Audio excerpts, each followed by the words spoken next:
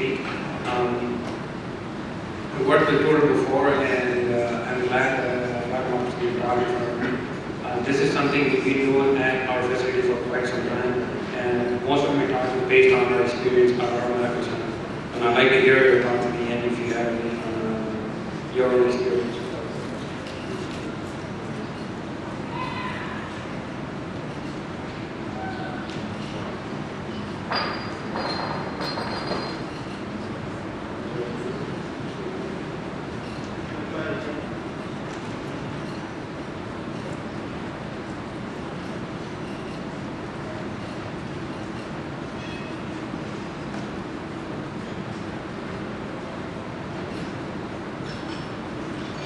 Okay, good.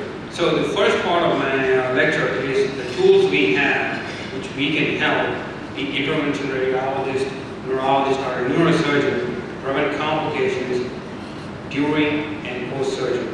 The tools we have are somatosensory evoked potentials, brainstem auditory evoked potentials, EEG and transcranial motor evoked potentials. A lot of which you guys are familiar, you probably would have read from the boards quite some time ago, but there's significant value in using these procedures during the significant value in using these during your procedures to reduce post-operative outcomes.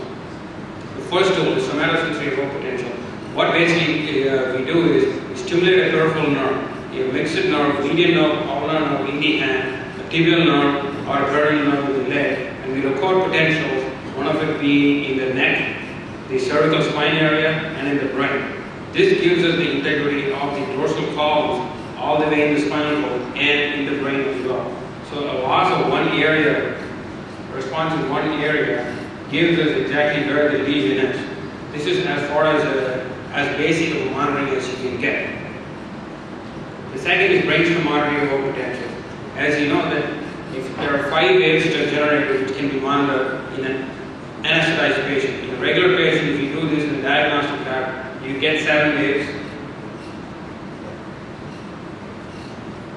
But in a